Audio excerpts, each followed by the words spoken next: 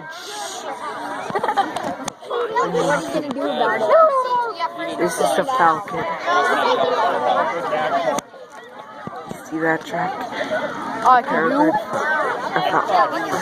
She said some lady's gonna go on a heel. I thought the city's gonna fly. I've got a student with me. Last time we did this, we had an hour, and he said, there's a lady.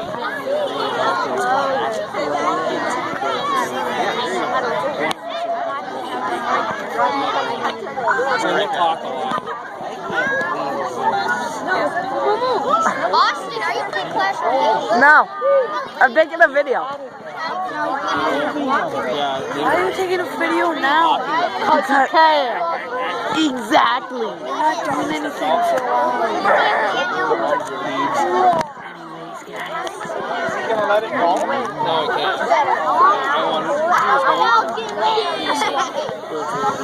Why?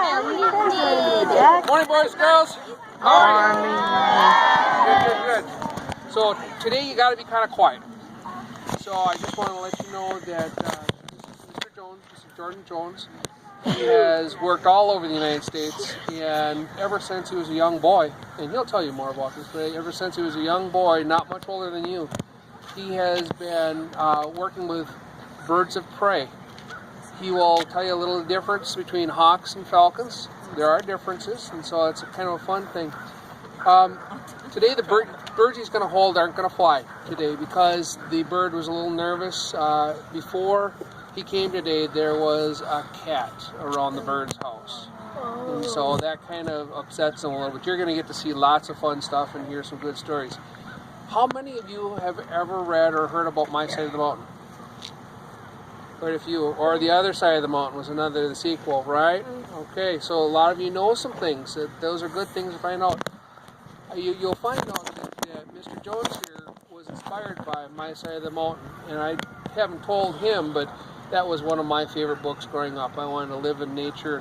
And probably the reason we do these things is because I read the book My Side of the Mountain. So a lot of good things. Anyway, Mr. Jones, thank you for being here with us. Thank you.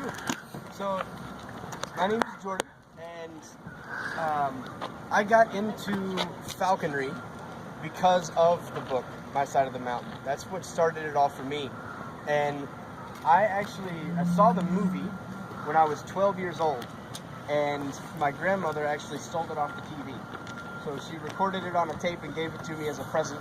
And I went home and watched the movie, and then after the movie, I called every pet store in the phone book looking for a peregrine falcon, because I saw that movie and thought, I am Sam.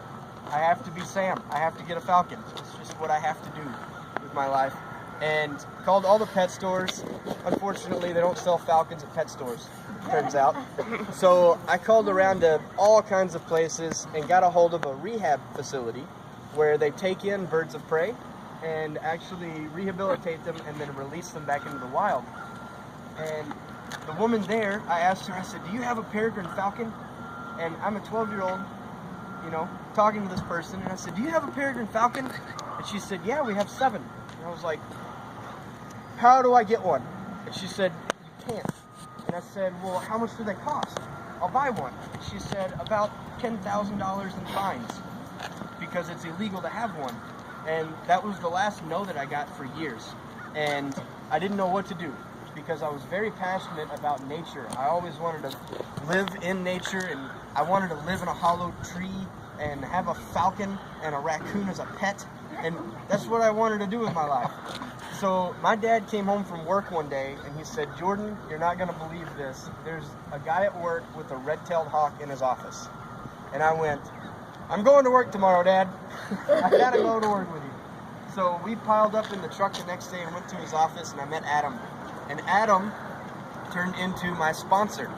So when you get into falconry, you do a 2-year apprenticeship, which means that you have somebody that is a falconer already will kind of show you the ropes and get you involved in falconry and help you get a bird and help you acquire one and train it as well.